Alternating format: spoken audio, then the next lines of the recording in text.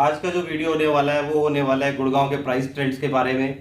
पिछले 15 साल में क्या प्राइस ट्रेंड रहा और उसके क्या रीजंस रहे मार्केट में प्राइस बढ़ने के या ना बढ़ने के। तो पिछले 2 साल में प्राइस इतना जो बढ़ा वो क्यों बढ़ा, उसके बारे में हम ये डिस्कस करने वाले हैं। तो आपको बहुत अच्छी क्लैरिटी मिलने वाली है इस वीडियो के through to take your decision. अगर आप कोई प्रॉपर्टी सर्च कर रहे हैं तो एंड तक बने रहिएगा वीडियो में। जो भी कोई मेरा वीडियो देखता है वो मेरे से फ़ोन करके ये पूछता है कई बारी कि आर यू अ रियल्टर और अ यूट्यूबर जो सिर्फ रियल एस्टेट को एनालिसिस करके उनके बारे में एक्सप्लेन करते हैं। मैं यहाँ पे आपको सबको बताना चाहूँगा, मैं Dinesh Kataria, I am working in real estate as a consultant since 2006. First 3 years were I was part-timer in real estate. 2019 onwards, it's been almost 12-13 years now. I'm working as a full-time realtor. Actively, we are working in Faridabad and Gurgaon market. काफ़ी closely मैंने देखा है इस market को, और जो आज मैं आपसे प्राइस वगैरह डिस्कस करने वाला हूँ, उसके रीजंस डिस्कस करने वाला हूँ, those are totally based on my experience. मैंने कहीं से कोई डेटा कलेक्ट नहीं करा, मैंने कहीं से कुछ नहीं करा इससे रिलेटेड।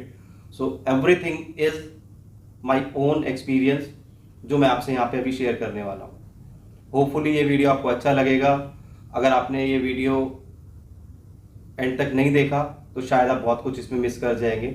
और अगर आपने मेरा चैनल अभी तक सब्सक्राइब नहीं करा तो प्लीज़ डू सब्सक्राइब। इस तरीके की काफ़ी और भी कंटेंट मैं आपके लिए लेके आता रहूँगा बाय द टाइम।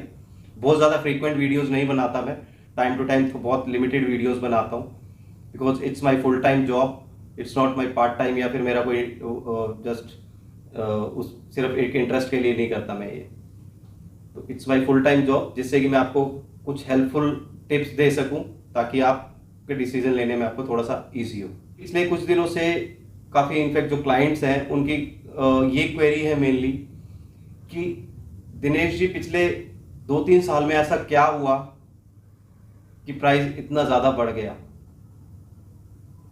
तो काफ़ी बायर आज भी मार्केट में ऐसे हैं जो पिछले करीब 1 या 1.5 साल 2 साल से मार्केट एक्सप्लोर कर रहे हैं due to any reason, may be their family reasons, personal reasons, कुछ भी हो सकता है। या सबसे बड़ा फैक्टर जो है कुछ लोगों के साथ वो ये है रीज़न कि पिछले जो 2-3 साल से वो वर्किंग कर रहे हैं, जब भी वो फाइनलाइज करने बैठते हैं तो उनको उनके मतलब कि उनके पसंद की इन्वेंट्री नहीं मिलती, या उनको वो प्रोजेक्ट पसंद नहीं आता है, जिस प्रोजेक्ट में पसंद किया था उसकी इन्वेंट्री आउट हो चुकी है या उसके प्राइसेस इंक्रीज हो चुके हैं। Then they start exploring the new things. ये काफ़ी कुछ चल रहा है उनके साथ जिन्होंने बहुत ज़्यादा टाइम स्पेंड किया मार्केट में या डिसीजन लेने में देरी करी।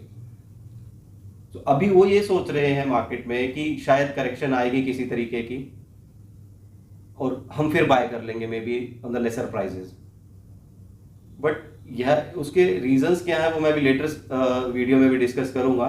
उससे पहले हम बात करेंगे 2007-8-9 के आसपास जो प्रोजेक्ट लॉन्च हुए उसका प्राइसिंग क्या था, उसके रीजंस क्या थे, और जो आज का रीजन है वो क्या है जिसकी वजह से मार्केट इस तरीके से बिहेव कर रहा है।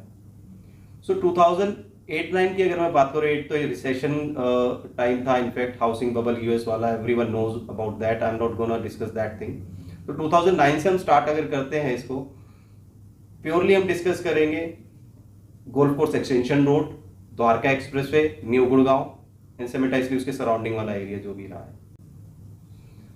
2009 में एक्सटेंशन रोड पे जो लॉन्च होते थे prices were like somewhere around 5,500 rupees per square feet. और इसी सेम पीरियड में 2009 में द्वारका एक्सप्रेसवे पे जितने लॉन्चेस आते थे उनका प्राइस टैग होता था 3,000 रुपए से लेकर 3,500 रुपए के आसपास। और new Gurgaon depending on location from the starting till and 95 की अगर मैं बात करूँ एंड सेक्टर, तो उस 95-93 सेक्टर्स के आसपास जितने प्रोजेक्ट्स लॉन्च होते थे उनका प्राइस टैग होता था अप्रॉक्स 2,500-2,700 रुपए के आसपास का। और सेक्टर 80s वाले जो एरिया है न्यू गुड़गांव का, वहां पे प्राइस टैग ट्रेंड करता था अराउंड 4,000-4,500 रुपए पर स्क्वायर फीट। उस टाइम पे ऐसा क्या हुआ कि प्राइसिंग वहीं के वहीं स्टैग्नेंट हो गए, बहुत ज्यादा इंक्रीज नहीं करे। ऑल्दो एक्सटेंशन रोड पे भी अगर हम बात करें 2013 तक प्रोजेक्ट्स लॉन्च होते रहे, be it your Dwarka expressway, new Gurgaon, extension road. 2013 के बाद कोई प्रोजेक्ट भी लॉन्च नहीं हुआ, कोई प्राइस एप्रिसिएशन नहीं देखा हमने मार्केट में। मार्केट अराउंड 7,000-7,500 रुपए एक्सटेंशन रोड की आके स्टक हो गई थी। द्वारका एक्सप्रेस वे बिल्कुल ऑलमोस्ट ठप हो गया था, वहाँ पे कोई न्यू प्रोजेक्ट तो छोड़िए, किसी की कोई डिमांड ही नहीं होती थी, लॉन्चेस तो तब होंगे। Same scenario was in new Gurgaon. 2013 के बाद कहीं पे कोई प्रोजेक्ट लॉन्च हमने नहीं देखा, बहुत ज़्यादा, हार्डली 1 और 2 टिल 2019। सो उसके पीछे क्या रीज़न रहा? उसके पीछे सबसे बड़ा जो रीज़न था, that was the greed of builders and the investors lobby, because at that point of time investors were on the driving seat. ऐसा नहीं है कि आप उस टाइम पे एंड यूजर नहीं होते थे, उस टाइम पे रेशियो एंड यूजर और इन्वेस्टर का था अराउंड 70 और 30% के आसपास। 70% और इन्वेस्टर्स, 30% अप्रॉक्सीमेटली और एंड यूजर बायर। सो जब इन्वेस्टर माल खरीदता है, वो अपने यूज के लिए नहीं खरीदता, वो ट्रेड करने के लिए बाय करता है। तो मार्केट में इमीडिएटली बहुत ज्यादा इन्वेंट्री मार्केट में सेकेंड सेल में भी अवेलेबल हो गई थी, और ऑलमोस्ट उससे ज्यादा इन्वेंट्री बिल्डर लॉबी के थ्रू अवेलेबल थी in market for sale. So उस टाइम पे डिमांड और सप्लाई के अंदर there was a huge gap. Builders भी बैक टू बैक प्रोजेक्ट्स उस टाइम पे लॉन्च कर रहे थे। एक प्रोजेक्ट सेल किया, कलेक्शन करी, दूसरे प्रोजेक्ट के लिए लैंड बाय कर लिया, दूसरे प्रोजेक्ट को सेल किया, कलेक्शन करी, तीसरे प्रोजेक्ट को बाय कर लिया। सिमिलरली इन्वेस्टर्स के साथ रहा।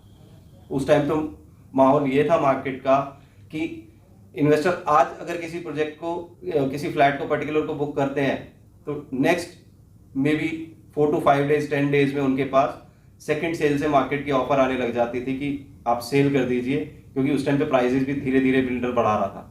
2009-10 में 3,500 है तो 4,000 कर दिया, 4,000 है तो 4,200 कर दिया, 4,200 है तो 4,500 कर दिया। तो उस वजह से सिर्फ बुकिंग अमाउंट पे ही ऑलमोस्ट उतना ही प्रीमियम इन्वेस्टर्स को मिल जाता था। उन्होंने भी एक की जगह दो, दो की जगह चार, इस तरीके से फ्लैट्स बुकिंग स्टार्ट कर दिया। But end of the day हुआ क्या, एकदम से मार्केट स्टक हो गया। मार्केट में बहुत सारी इन्वेंट्री अवेलेबल हो गई फॉर सेल, जिसकी वजह से प्राइस भी रुक गया, प्राइस नहीं बढ़ा उस टाइम पे। और 2013 के बाद तो बिल्कुल मार्केट एकदम से ऐसे हो गई स्लो, जैसे कुछ है ही नहीं मार्केट के अंदर। थोड़ा बहुत कुछ ट्रेडिंग होता था मार्केट में through the end users only. End user buy करते थे अपने किसी भी पर्टिकुलर प्रोजेक्ट के अंदर अगर करना है उनको तो, but market was totally slow, कोई प्राइस नहीं बढ़ा, कुछ नहीं बढ़ा। और पिछले 2 साल में ऐसा क्या हुआ जो पिछले 10, उससे पहले के 10 सालों में प्राइस इंक्रीज नहीं हुआ था। लास्ट जो 2 साल थे पोस्ट कोविड वाला, covid was the main reason कि पीपल रियलाइज्ड कि अब हमें बड़ा घर चाहिए या अपना घर चाहिए। सो मार्केट में मोमेंटम स्टार्ट हुआ, ड्राइविंग सीट पे आ गया एकदम से एंड यूजर। जब से एंड यूजर किसी भी मार्केट में अगर आप देखेंगे, जब वहां पे एक्यूपेंसी लेवल बढ़ जाता है, आप एक गोल्फ कोर्स रोड का अगर एग्जांपल लें, तो वहां पे आप प्राइस ग्रोथ देखिए कि कितनी है in the past years, because वहां पे maximum is end user. Almost each and every society flat is occupied. वहां पे बहुत ज्यादा आपको फ्लैट अवेलेबल नहीं होते at a time in a society for sale, इसीलिए वो वहां पे प्राइस इज स्टैग्नेंट। धीरे धीरे वो तो that's a trend of the market की, धीरे धीरे प्राइस बढ़ता है, बट उस तरीके से नहीं जिस तरीके से एक डेवलपिंग एरिया में होता है।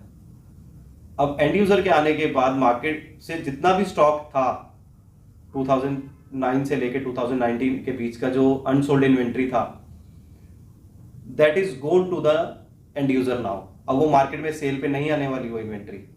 इस वजह से जो डिमांड है वो अब ready to move in project से हट के लोग अब देख रहे हैं अंडर कंस्ट्रक्शन या नियर पोजीशन वाले projects, because ready to move in की inventory is totally sold out. अब जो मार्केट में एक्सप्लोर कर रहे हैं लोग, वो ये अंडर कंस्ट्रक्शन या फिर न्यू लॉन्चेस की तरफ एक्सप्लोर कर रहे हैं नए प्रोजेक्ट्स को। तो अभी भी it's a good time to buy. अगर there are so many, in fact मेरे पर्सनल टच में भी कुछ ऐसे बायर्स हैं जो करीब ऑलमोस्ट 1 से 1.5 साल से अभी तक एक्सप्लोर ही कर रहे हैं। फाइनल नहीं कर पाए due to any reason, it's okay, but they know कि प्राइस आज से 1 साल पहले कितना था और आज कितना है, और आज से 1 साल पहले कितनी इन्वेंट्री अवेलेबल थी, आज कितनी इन्वेंट्री अवेलेबल है।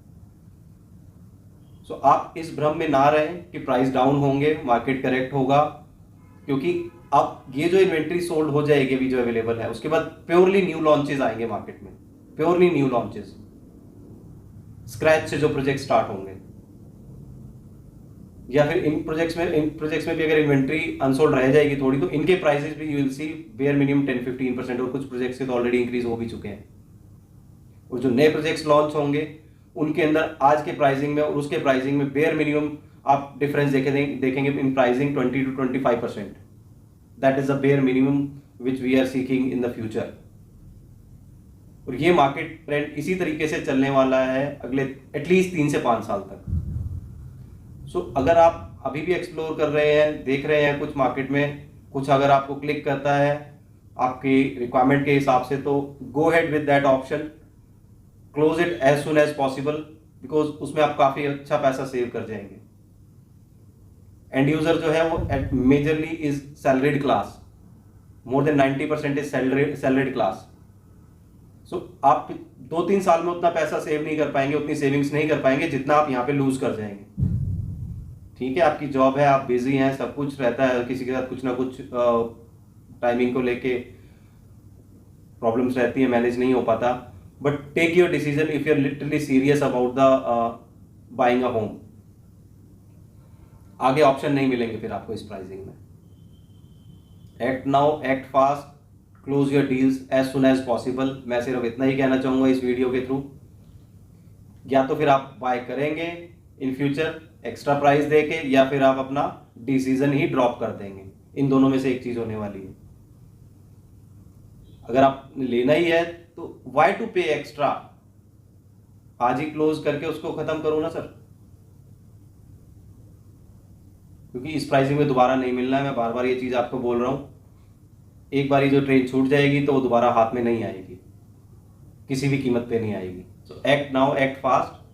मेरे थ्रू कोई आपको गाइडेंस चाहिए हो, मेरे थ्रू कोई हेल्प चाहिए हो, किसी भी रियल्टर के टच में अगर आप ऑलरेडी हैं, सो उन्होंने भी आपके साथ बहुत मेहनत करी है ऑलरेडी, उनकी दोबारा हेल्प लीजिए अपना डिसीजन क्लोज करने में, अपना फ्लैट बाय करने में, अपनी ड्रीम होम बाय करने में। स्टिल अगर आपको लगता है कहीं मैं आपकी हेल्प कर सकता हूँ तो please do let me know. Description में मेरा कॉन्टैक्ट डिटेल्स है, any time you can contact on the official hours, 7 days a week आप कॉन्टैक्ट कर सकते हैं मुझसे। सो मे बी मैं आपको कुछ गाइड कर पाऊँ according to your requirement. I will be really happy to help you for the same. और अगर आप अभी तक आपने मेरा चैनल सब्सक्राइब नहीं करा है तो please please please do subscribe my channel, because आपको बहुत हेल्पफुल टॉपिक्स इसमें मिलने वाले हैं टाइम टू टाइम। बहुत फ्रीक्वेंट नहीं, थोड़ा टाइम लगता है मेरे वीडियोस को आने में, मैं बहुत फ्रीक्वेंट वीडियोस अपलोड नहीं करता, क्योंकि जब तक कोई टॉपिक नहीं है डिस्कस करने का तो there is no point to upload a video on YouTube. But definitely yes, जो भी कंटेंट होगा वो आपके लिए बहुत हेल्पफुल होगा। Thank you so much.